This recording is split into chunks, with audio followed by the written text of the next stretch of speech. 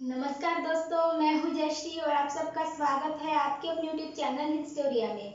आज हम सम्राट हर्षवर्धन का मूल्यांकन इस बारे में जानकारी लेने वाले हैं। इनका मूल्यांकन करना बहुत ही आवश्यक है क्योंकि इनकी जो तुलना है वो सम्राट अशोक के साथ, समुद्रगुप्त के साथ की जाती है। और साथ ही साथ हर्षवर्धन जो है भारत के अंतिम हिंदू राजा है।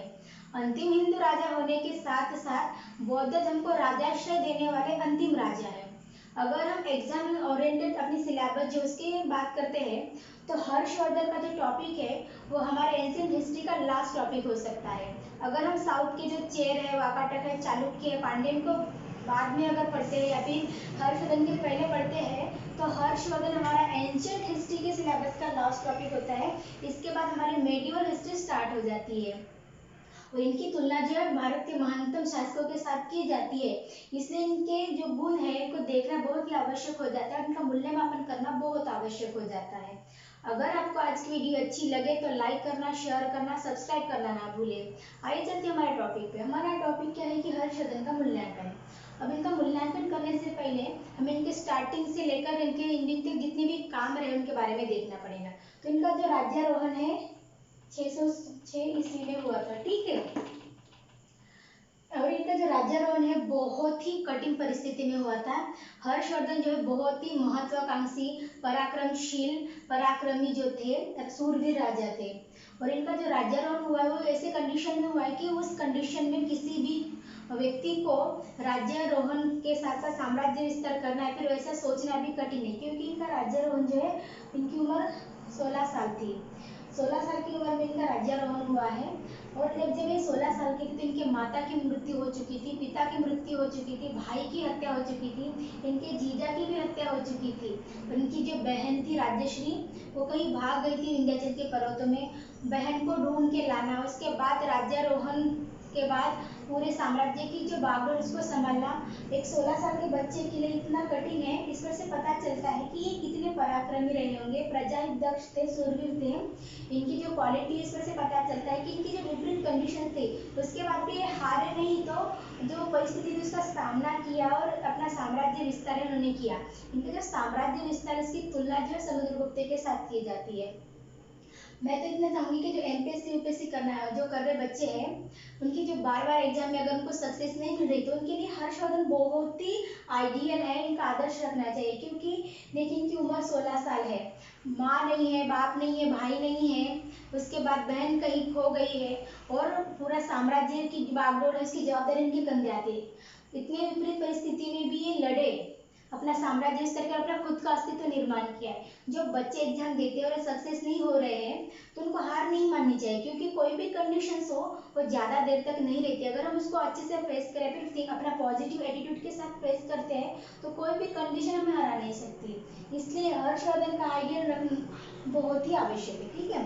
इसके बाद देखेंगे हम कि इनका राज्यारोहण तो हो चुका था। अब राज्यारोहण होने के बाद राजेश्री जो थी इन्होंने उनको ढूंढ लिया, उसका भी राज्य था। इनका खुद का थानेश्वर, थानेश्वर इनकी राजधानी थी और इनका ये प्रांत या फिर इसका जो साम्राज्य था ये थानेश्वर में था। अपनी बहन को खोज निकाला उन्होंने, विंध्याचल के पर्वत में भाग गई थी तो उसका भी अलग राज्य था, कन्नौज, ठीक है। अब खुद का एक राज्य, पहले जो उनके माँ बाप नहीं है, भाई नहीं, 16 साल का बच्चा है, उसके ऊपर थानेश्वर की जिम्मेदारी आती है, उसकी प्रजा की जिम्मेदारी आती है। उसके बाद बहन का भी राज्य आता है तो बहन के राज्य के लोग बोलते हैं कि हमारा राज्य भी संभाले अपने राज्य के साथ साथ। तो इन दोनों राज्यों को संभालने की जवाबदारी इस 16 साल के बच्चे पे आती है। फिर भी वो डटे रहे और अपना इतिहास में खुद का एक अस्तित्व निर्माण किया है, ठीक है। उसके बाद हम देखेंगे कि इनको साम्राज्य विस्तार, तो इनका जो साम्राज्य विस्तार है इसके बारे में हम जानकर देंगे कि समुद्रगुप्त ने जिस प्रकार भारत जो विकेंद्रीकृत हो चुका था उसको एक सूत्र में बांधने के लिए अपना साम्राज्य विस्तार का धोरण चलाया, उसी प्रकार हर्षवर्धन ने अपना साम्राज्य विस्तार किया। और साम्राज्य विस्तार में उन्होंने जो भारत था, क्योंकि गुप्तों का जैसे पतन हो चुका था उसके बाद जो राज्य था भारत था छोटे छोटे प्रांतों में बट चुका था, उसी प्रकार इनका ही वर्धन, जो वर्धन घराना है ये भी छोटा सा एक प्रांत था उसी का, उसी का एग्जाम्पल है। जैसे गुप्तों का पतन हो गया तो जिस प्रकार बाकी के राज्य निर्माण हो गए थे उसी प्रकार वर्धन जो है वो भी निर्माण हो चुके थे। तो ऐसे बहुत सारे जैसे चालुक्य है, वाकाटक है, वो सब धीरे धीरे करके एक एक करके मौर्य वंश है वो सब अलग हो चुके थे।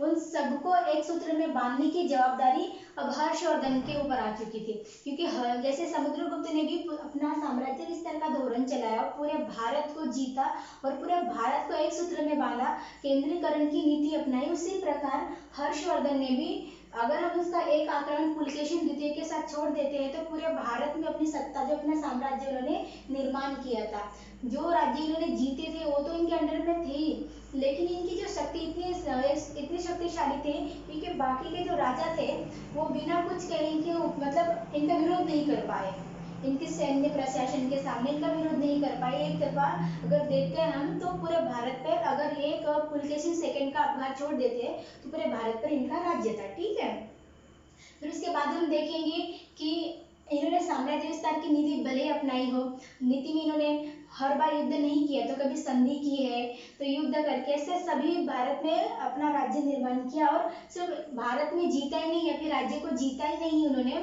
तो उसकी देखभाल के लिए, क्योंकि पहले मैंने कहा है बहुत सूरवीर पराक्रमी महत्वाकांक्षी और प्रजाहित दक्ष थे, अपनी प्रजा को अपने पुत्र के समान मानते थे। ठीक है, अगर ये प्रजा को पुत्र के समान मानते तो उसकी देखभाल करना भी आवश्यक है। इसलिए जो हर्षवर्धन लोग क्या करते थे कि साल भर ये अपने प्रजा के हितों को ढूंढने के लिए, फिर उनको कोई प्रॉब्लम्स तो नहीं समझता नहीं, उसको ढूंढने के लिए साल भर घूमते रहते थे। वर्षा ऋतु का अगर 3 महीने का काल छोड़ देते तो सिर्फ ये 3 महीने जो है एक जगह पे रहते थे, नहीं तो पूरे साल भर ये घूमते रहते थे अपने प्रजा के सुख दुखों को देखने के लिए, उनको समस्या हो तो उसको हल करने के लिए पूरे अपने साम्राज्य में घूमते थे। इसलिए वो बार बार शिविर बनाते थे ताकि इनकी प्रजा को कोई प्रॉब्लम हो तो इसका हल निकल सके। ऐसे शिविर में इनकी मुलाकात जो है हेनसांग से हो जाती है। हेनसांग से मुलाकात होने के बाद पहले जो हर्षवर्धन जो थे वो शिव भक्त थे। ठीक है, शैव संप्रदाय को मानते थे, शैव संप्रदाय को मानते थे। बाद में इनकी मुलाकात हेनसांग से हुई। ठीक है, हेनसांग से मुलाकात होने के बाद क्या हुआ कि ये बौद्ध धर्म को मानने लगे, और बौद्ध धर्म को इन्होंने सिर्फ माना ही नहीं, इन्हें राजाश्रय नहीं दिया, तो बौद्ध धर्म के प्रचार प्रसार के लिए बहुत सारे कार्य किए, और उसी में से इनका जो था सम्मेलन। ठीक है, इन्होंने बौद्ध धर्म के प्रचार प्रसार के लिए कन्नौज का सम्मेलन आयोजित किया था। देखिए इनके जीवन काल में 2 सम्मेलन बहुत महत्वपूर्ण है, पहला तो है कन्नौज का और दूसरा है प्रयाग का। तो मैंने पिछले वीडियो में आपको बता दिया था कि जो कन्नौज का था वो धर्म चर्चा के लिए था, तो वहीं पे प्रयाग का जो था उनका दान देने के लिए था। इसे मुक्ति परिषद कहा जाता है, जो धर्म परिषद है। ठीक है, हमेशा ध्यान में रखिएगा, पिछली वीडियो में बता चुकी हूँ। कन्नौज का जो है वो धर्म परिषद है, वहीं पे प्रयाग का जो है मुक्ति परिषद है।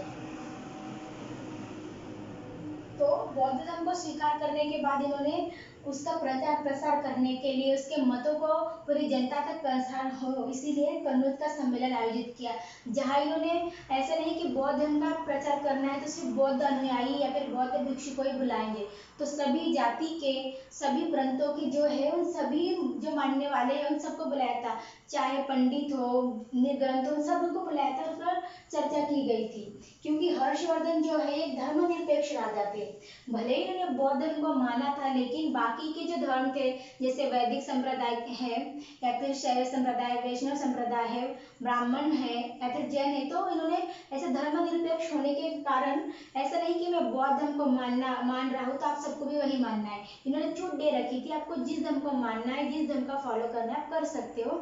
एक धर्मनिरपेक्ष थे, किसी में भेदभाव नहीं करते थे। उसके बाद देखेंगे हम कि नालंदा विश्वविद्यालय जो गुप्त काल में बनी थी, नालंदा विश्वविद्यालय जो पहले एक बहुत बड़ा विहार था, जहाँ पहले सिर्फ बौद्ध स्टडी करी जाती थी, बौद्ध विषयों के बारे में बताया जाता था, उसके जो भी आचार विचार है या फिर बौद्ध धर्म का कैसे प्रसार होगा इसके बारे में था नालंदा विश्वविद्यालय। सबसे पहले तो ये विहार था। ठीक है, ये कब बना था? गुप्त काल में। गुप्त काल में यहाँ क्या पढ़ाए जाते थे? तो बौद्ध विषय, या बौद्ध विषय पढ़ाए जाते थे। और तो हर्षवर्धन के काल में नीति शास्त्र आ गया, नीति शास्त्र है, तर्क शास्त्र है, और ये अभी ये विश्वविद्यालय बन चुका था। ठीक है, यहाँ जापान है, सुमात्रा है, चीन है, थाईलैंड है, ऐसे कई बाहर से जो है बहुत सारे विद्यार्थी पढ़ने आते थे, और ये अभी विश्वविद्यालय बन चुका था वर्धन काल में, ठीक है। तो हर्षवर्धन जो था खुद एक साहित्यकार था और जो पढ़ाकू गरीब बच्चे होते थे जिनको पढ़ने के लिए बहुत हेल्प करता था और नालंदा विश्वविद्यालय में वो राजस्व देता था ताकि विश्वविद्यालय का जो काम है वो अच्छे से चलता रहे, उसका जो खर्चा वो चलता रहे, इसलिए वो हर्षवर्धन जो विद्यालय में अपना राजस्व देता था, ठीक है।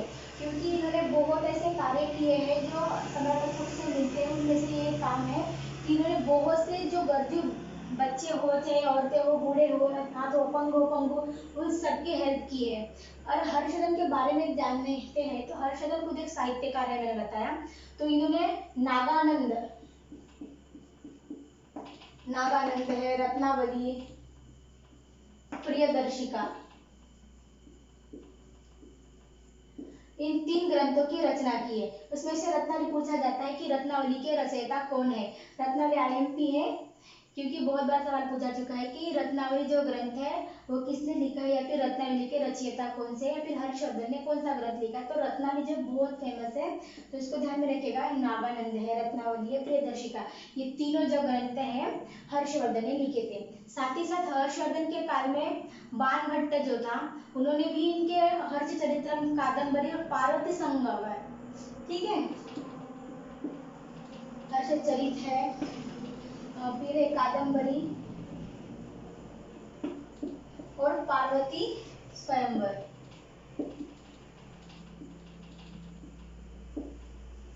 इसको ध्यान में रखिएगा क्योंकि ये बहुत कम लोगों को पता है कि पार्वती स्वयंवर के रचयिता बाणभट्ट थे। बाणभट्ट ने पार्वती स्वयंवर रचा था। मोस्टली उनके हर्षचरित्रम और कादम्बरी ये दोनों ही फेमस है, ठीक है। लेकिन उन्होंने 3 जो है रचना की थी, पार्वती स्वयंवर की, हर्षचरित्रम और कादम्बरी की।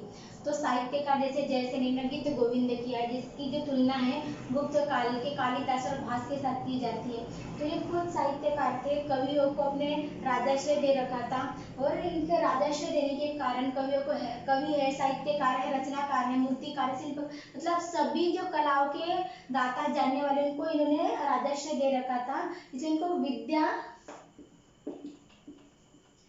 संरक्षक भी कहा जाता था। ये इंपॉर्टेंट है क्योंकि इनको विद्या संरक्षक के नाम से जाना जाता था। इनकी उपाधि क्या थी? शिलादित्य की थी। ये बातें हमेशा ध्यान में रखिएगा। इनकी उपाधि क्या थी? शिलादित्य। लेकिन इनका जो है साहित्यकार है, कवि है, रचनाकार है, मूर्तिकार है, मतलब जो सभी जो कला साहित्य से संबंधित लोग हैं उनको राजाश्रय देने के कारण, उनकी हेल्प करने के कारण उनको विद्या संरक्षक के नाम से भी जाना जाता था, ठीक है। उसके बाद हम देखेंगे इनकी तुलना जो है वो सम्राट अशोक के साथ या फिर सम्राट समुद्रगुप्त के साथ की जाती है। तो कितनी मतलब लॉयल है या फिर कितनी जो है न्याय देती है। उसके बाद देखेंगे इनकी जो तुलना, सबसे पहले देखेंगे इनकी तुलना सम्राट अशोक के साथ की जाती तो किस आधार पे। देखिए सम्राट अशोक है, हर्षवर्धन। सम्राट अशोक ने बौद्ध धर्म स्वीकार किया था। वो भी शिव भक्त थे। उन्होंने पहले शिव की पूजा की, फिर बौद्ध धर्म स्वीकार किया। हर्षवर्धन भी पहले शिव को मानते थे, बाद में बौद्ध हो गए, ठीक है।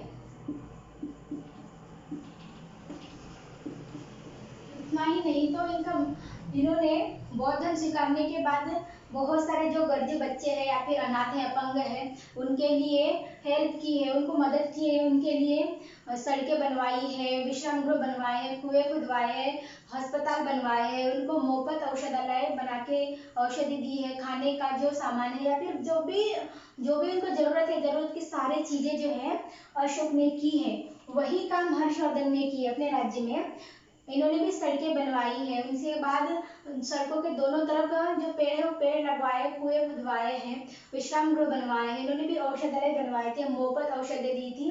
वो सभी जो कार्य हर्षवर्धन ने किए, जो अशोक ने किए थे, इन दोनों के कारण इनकी तुलना की जाती है क्योंकि अशोक ने अपने कार्य में जितने भी अच्छे अच्छे काम किए उसने हर्षवर्धन में सम्राट अशोक के और सम्राट समुद्रगुप्त इन दोनों के गुण पाए जाते हैं।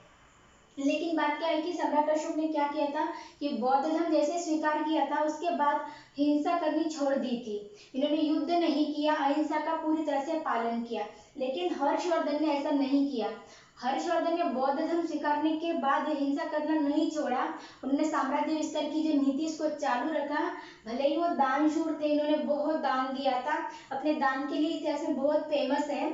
इन्होंने बहुत अच्छे काम किए जो अशोक के साथ मिलते हैं, जहाँ इन्होंने सड़कें निर्माण की है, गर्जियों को हेल्प की है, औषधालय बनाए हैं, अस्पताल बनाए हैं। वो सभी जो काम जो है वो इन्होंने किए, जो हर्षवर्धन ने किए। लेकिन अशोक ने हिंसा छोड़ दी थी, हर्षवर्धन ने हिंसा नहीं छोड़ी है। हर्षवर्धन के जैसे कि अशोक ने बहुत सारे चैत्य बनवाए, स्तूप बनवाए हैं, उसी प्रकार हर्षवर्धन ने भी बहुत सारे चैत्य स्तूप बनवाए। इवन इन्होंने जम्मू कश्मीर से गौतम बुद्ध जी का दांत के अवशेष मंगवाए थे। दांत के अवशेष मंगा के इन्होंने जो स्तूप बनवाया था। ठीक है, कश्मीर से, ये हमेशा ध्यान में रखिएगा कि हर्षवर्धन ने स्तूप जो कश्मीर से मंगवाए थे, स्तूप बनाए जो दांत के अवशेष थे। ठीक है, स्तूप बनाने के लिए कश्मीर से दांत के अवशेष मंगवाए थे। सम्राट अशोक ने भी बहुत सारे स्तूप निर्माण किए हैं। उसी प्रकार हर्ष ने भी स्तूप है, विहार है, संग्राम है, वो सभी निर्माण किए। लेकिन इनमें डिफरेंस इतना ही है कि इन्होंने हिंसा छोड़ दी थी, इन्होंने हिंसा नहीं छोड़ी। भले ही इन्होंने, हर्षवर्धन ने अशोक के जैसे पूरे काम किए होंगे, लेकिन बौद्ध धर्म में अशोक का जो स्थान है वो स्थान हर्षवर्धन को नहीं मिल पाया है, क्योंकि इन्होंने हिंसा नहीं छोड़ी थी। इन्होंने साम्राज्य विस्तार का जो धोरण है उसको जारी रखा था। इन्होंने भले राजाश्रय दिया था, बौद्ध धर्म को राजाश्रय दिया था, अशोक ने भी राजाश्रय दिया था। अशोक ने जिस प्रकार धर्मनिरपेक्षता की जो धोरण अपनाया था, उसी प्रकार हर्षवर्धन ने भी धर्मनिरपेक्षता का धोरण अपनाया।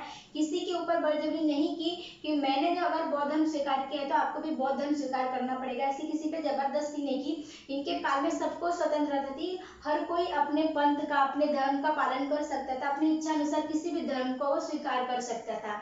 इन दोनों में समानता है। उसके बाद हम देखेंगे कि इनकी जो तुलना है समुद्रगुप्त के साथ की जाती है। ठीक है, समुद्रगुप्त,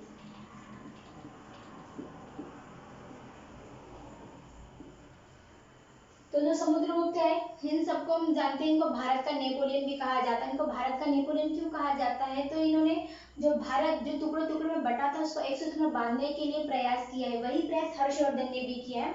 गुप्तों का जब पतन हुआ उसके बाद भारत जैसा छोटे छोटे प्रांतों में विभाजित हो चुका था, वो सभी प्रांतों को एक सूत्र में बांधने के कारण इनकी जो तुलना है वो समुद्रगुप्त के साथ की जाती है। इनका जो साम्राज्य विस्तार है और इन दोनों का जो साम्राज्य विस्तार, इसकी अगर तुलना करते हैं तो समुद्र को अपने जीवन में कभी नहीं हारे, ये कभी नहीं हारे, इसलिए इनको भारत का नेपोलियन कहा जाता है। वहीं पे हर्षवर्धन जो है चालुक्य राजा पुलकेशिन सेकंड, इसके साथ हारे थे। समुद्रगुप्त अपने लाइफ में कभी नहीं हारे, तो हर्षवर्धन जो है चालुक्य राजा जो पुलकेशिन द्वितीय के साथ हार चुके थे।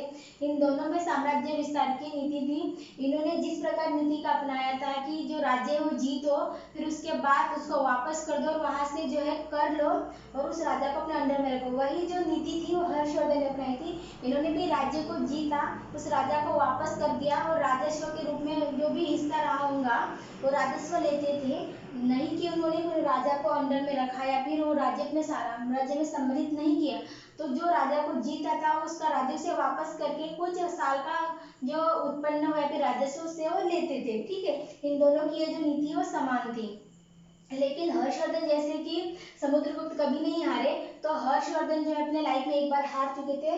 और इनकी जो सीमा थी, जैसे समुद्रगुप्त की सीमा पूरे भारत में थी, तो इनकी सीमा उत्तर में पूरा भारत था, तो दक्षिण में नर्मदा नदी का तट। ठीक है, नर्मदा नदी तक भारत का जो दक्षिण भाग देखते तो हर्षवर्धन की दक्षिण सीमा क्या थी कि नर्मदा नदी का तट था, तो जो है समुद्रगुप्त इनका पूरे भारत पे राज्य था। उसके बाद हम देखते हैं कि हर्षवर्धन ने प्रतिज्ञा ली थी कि शशांक को मारने की। ठीक है, शशांक के बारे में बता दूं कि एक गौड़ राजा थे जिन्होंने हर्षवर्धन के भाई राज्यवर्धन की धोखे से हत्या कर दी थी। और धोखे से हत्या करने के और इन्होंने बौद्ध वृक्ष जो है बौद्ध धर्म का, जहाँ भगवान गौतम बुद्ध को ज्ञान प्राप्ति हुई थी, वो बौद्ध वृक्ष भी काटा था। ठीक है, तो इनके भाई राज्यवर्धन की हत्या शशांक ने की थी। इसके कारण हर्षवर्धन ने प्रतिज्ञा ली थी कि इसको नहीं, अगर मैंने इसको नहीं मारा तो मैं अपना जो राज्य है पाठ है उसको त्याग दूंगा। लेकिन शशांक को हरा नहीं पाए हर्षवर्धन। जब तक ये जीवित रहे तब तक हर्षवर्धन ने उनके राज्य को जीता नहीं था। जैसे इनकी स्वाभाविक मृत्यु होती है तब जाके इसके राज्य को इन्होंने अपने राज्य में मिला लिया था और इसमें इसको 13 साल लग गए। ठीक है, शशांक को उसका राज्य जो उसको जीतने में, अपने राज्य में मिलाने के लिए हर्षवर्धन को 13 साल लग चुके थे। इनका तो पहली बात यह है कि ये हार गए थे। दूसरी बात, इनकी जो प्रतिज्ञा थी शशांक को हराने की उसके लिए भी उन्होंने 13 साल लिए थे। लेकिन ये जो भी कुछ हो, चाहे इनकी तुलना सम्राट अशोक के साथ की जाती हो या फिर समुद्रगुप्त के साथ की जाती हो, लेकिन इतिहास में हर्षवर्धन का अपना स्वतंत्र अस्तित्व रहा है। हर्षवर्धन जो है अपना स्वतंत्र अस्तित्व के साथ साथ बहुत ही महत्वपूर्ण राजा है। ठीक है, क्योंकि हर्षवर्धन की जो जिस समय में भारत में पतन चल रहा था, गुप्तों के बाद विकेंद्रीकरण की नीति चल रही थी, भारत धीरे धीरे धीरे जब पतन की तरफ जा रहा था, उस समय हर्षवर्धन ने भारत को एक सूत्र में बांधने का काम किया है। ये इतनी प्रशासन इनका अच्छा था कि उत्तर की तरफ के पूरा राज्य जीत चुके थे और भले ही पुलकेशिन द्वितीय के साथ हार गए हो, लेकिन इनके ऊपर आंख उठाकर देखने की जो हिम्मत है वो किसी में नहीं थी। पूरे भारत को एक सूत्र में बांध के रखा था और इसीलिए इनकी जो तुलना है उनको सम्राट अशोक और समुद्रगुप्त के साथ की जाती है और इन तीनों को एक लाइन में रखा जाता है। अगर आपको आज की वीडियो अच्छी लगती है तो लाइक करना, शेयर करना, सब्सक्राइब करना ना भूलें।